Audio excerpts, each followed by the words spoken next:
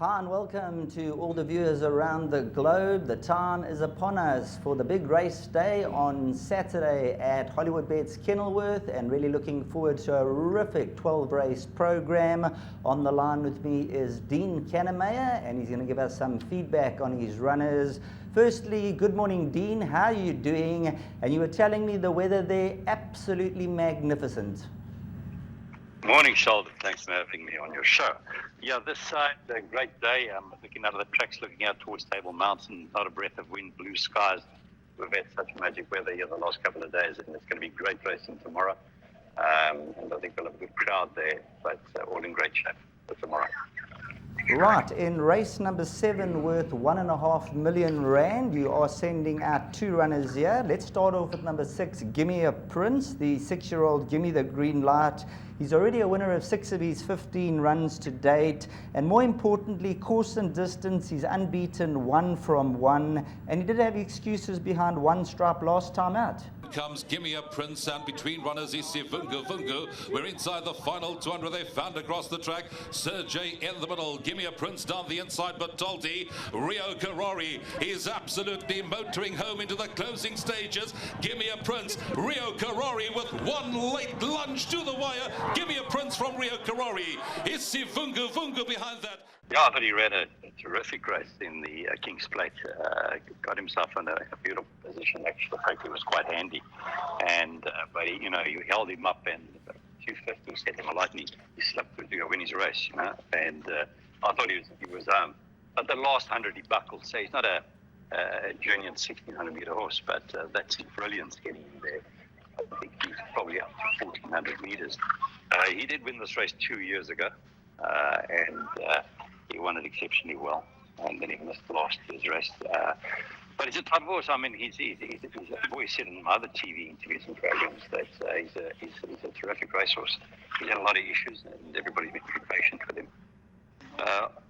Maybe the 1,000, as he got a bit older, could be a bit on the sharp side for him.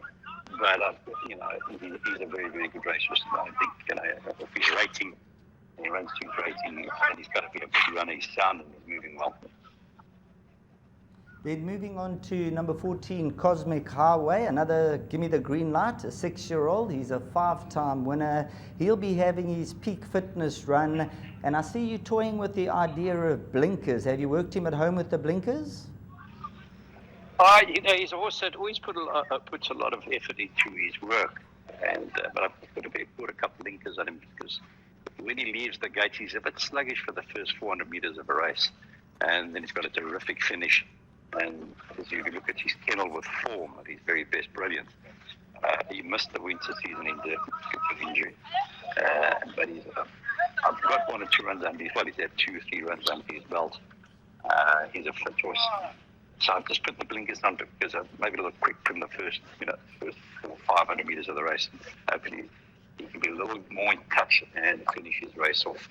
His next run will be the Diadem Plate over 1,200 meters. And if you look at his Diadem Plate run last year when Thunderstruck won, what a brilliant performance that was. All day he ran 4th. So he loves the Kenilworth track. But the 1,000 will be a big stuff. Then moving along to race number 8, which is the big race of the day, and the entire country will come to a standstill when the starter says go. All things being equal at 16:05, the World Sports Betting Cape Town Met Grade 1 for a stake of R5 million. Unfortunately, you've had to scratch green with envy, but you left with the filly number 1, Red Palace, who's been running behind Double Grand Slam, and 3 runs back did beat Double Grand Slam. How's her preparation gone coming into this event, Dean? I think the prep has gone very well. When she ran in the paddock stakes, I only had about 2 weeks, and I said, basically when I took her over, I was just trying to, keep her mind, on the manger, keeping her head in the manger, and let her settle into a new environment, which she did very well. So she did run in the paddock stakes, but I think she's come on since the paddock stakes. I need to put more work into her. She looks exceptionally well. She's eating well. She's doing well. Of course, she's taking on the boys, but she's a very, very good filly. Some people are saying, well, is she good enough to take on the boys? But I do believe that she will make the boys gallop tomorrow. She's doing exceptionally well.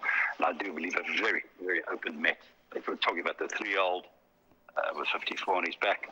However, she's doing exceptionally well, and I think she'll be right in the shake-up. She's looking great.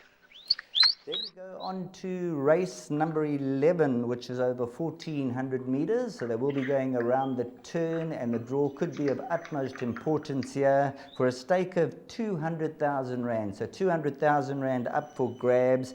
Now, Dean, the hot pot favourite is number 13, Snow Pilot, has been back down to around 9 to 10, is drawn 13. But you got number 11, the Real Prince. And if he follows his pattern, he won beating Song to the Moon, he ran 5th to Don Karori, he then won again, ran 6th, won, ran 4th. So if you follow that pattern, he's due for the win.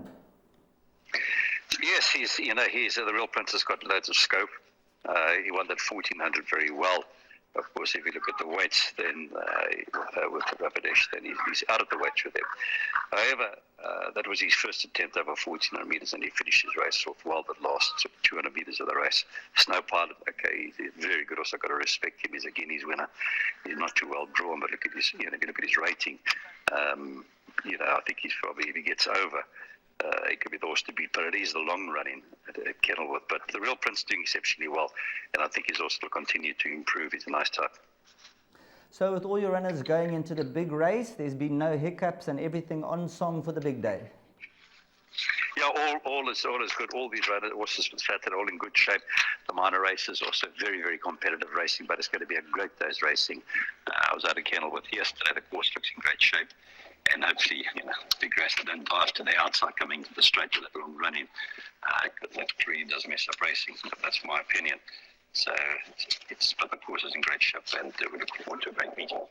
And you're telling me off air that the weather for Saturday, they predicted some beautiful weather out in Cape Town. So the crowd's going to flock in, and they're going to see some top class racing on the day. Yeah, it'll be great conditions, and we look forward to it.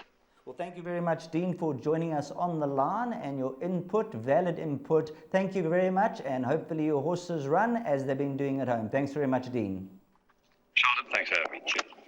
Well, thanks very much to Dean Kennemayer joining us on the line and giving us his suggested bets and horses and how they're going to run, and suggesting that they're all going to be in a good place on the day, which should be the way coming into the big race meeting. So thanks very much to Dean Kennemayer, and on Gallop TV, all we've got left to say is you're time to like, subscribe and hit the notification bell, and you're on the winning tune with Gallop TV.